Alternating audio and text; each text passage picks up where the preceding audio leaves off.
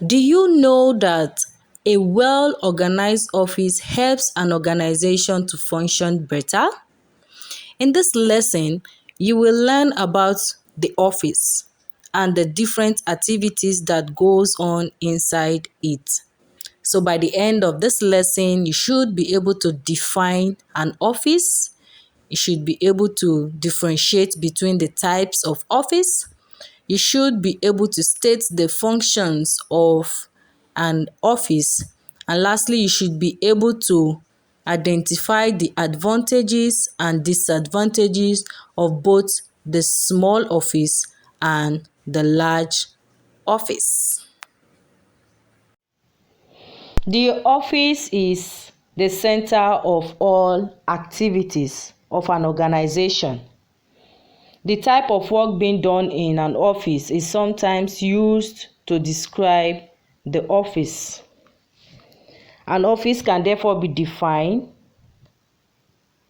as any place where a company or organization conducts its business.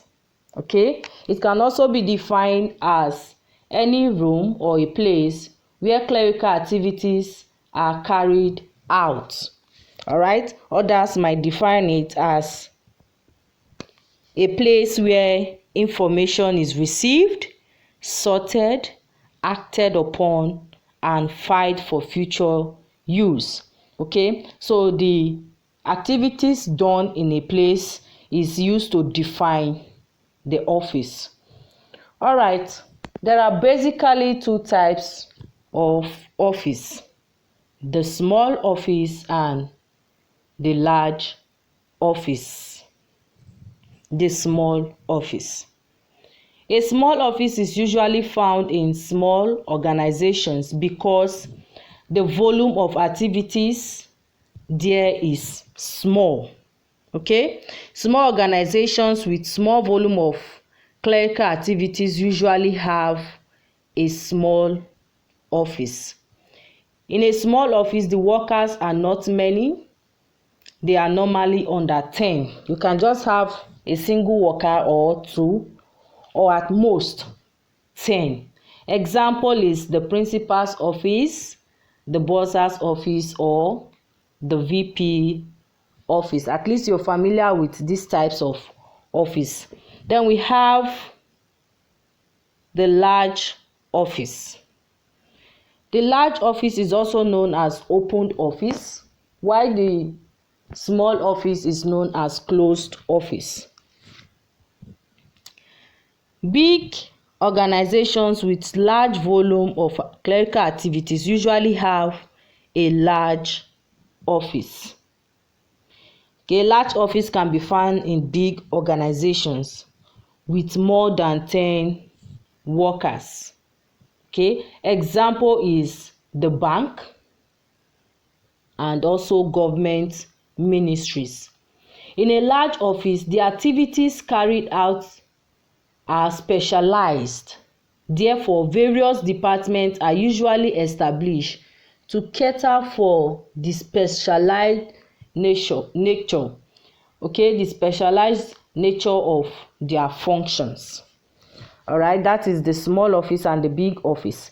Let's look at the differences between the small office and the large office, that is the closed office and the open office. Under the small office, the work carried out in a small office is less specialized. Okay, it's very few and there's no specialization. All right, staff strength is small, that is only few people usually, not more than 10 in a small office. Okay, the small office takes only a few persons. Then we have also that departments are not usually created. Okay, because of its small nature and small clerical activities, there is no need to create departments. Then lastly, we have there is close relationship between the employer and the employee, since there are no many workers. Okay, the relationship between the employer and the employee is closed. Then under the large office, we have the work carried out in a large office is specialized. Yes, because of the large activities carried out, specialized departments are created to cater for the specialized nature of the functions. Then we have staff strength is large, that is, the number of people working in a large office are many. They are usually more than 10. Okay, departments are usually created. Yes, all right. In a large office, different departments are created because of the large activities that are conducted in the office. Then lastly, we have that the relationship between the employer and the employee is not very close compared to that of the small office. Okay, so these are some of the differences between the small office and the large office. Let's look at the functions of an office. Okay, an office is used for receiving information from external and internal sources. Okay, an office is a place where informations are received. All right, it is a place for processing of information received for future use. Okay, when an information is received, it is being processed in the office.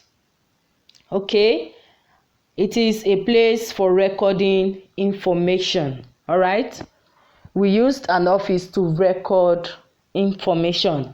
After paying your school fees, the details is taken. All right, the bursar will take down your information and record it. Okay, then we have also that an office is used to safeguard and protect information. Yes, in the office, informations are protected. Okay, it is used for attending to customers and visitors. Yes, in the office, customers and or visitors are attended to. Then lastly, it can also be used for storing information. Okay, we use the office to store information, to keep information. Okay, information that are stored in an office can stay for a long time. All right, so these are some of the functions of an office. Let's look at the advantages and disadvantages of both the small and large office. Increased concentration. In a small office, workers enjoy more concentration. Yes, in a small office, workers has better concentration. Okay, because confidential matters are better handled in the small office. Okay, there is the ability to develop close relationship with customers. Yes, since there are just few, okay, and the activities there are not much, it is very easy to develop close relationship with customers. All right, in a small office, noise is reduced to the barest minimum. Of course, yes, noise making is reduced when you have less people involved.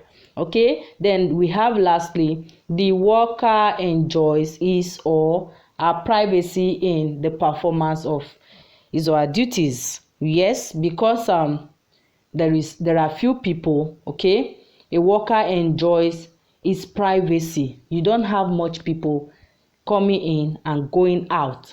Then let's look at its disadvantages. It does not encourage division of labor. Okay, it does not give room for effective supervision. Yes, The small office does not give room for effective supervision. All right, it does not give room for sharing of office equipment. Okay, then we have also a small office can only take a few things. Okay, the small office does not give room for economy of office space. All right, let's take a look at the advantages and disadvantages also of large office. The advantages: it can provide social and welfare services such as staff canteen, medical facilities, and so on and so forth. Okay, it can be divided into functional departments. Yes, okay, a single person does not have to do all the work in the organization, I mean. Okay, so the functions are divided to departments. Workers enjoy teamwork in their respective department. Yes, because there are few there, they enjoy their team and they work together. Okay, ease of supervision. Yes, in an open office, one supervisor can supervise a number of workers at a time. Yes, okay, so in an open office, there is ease of supervision.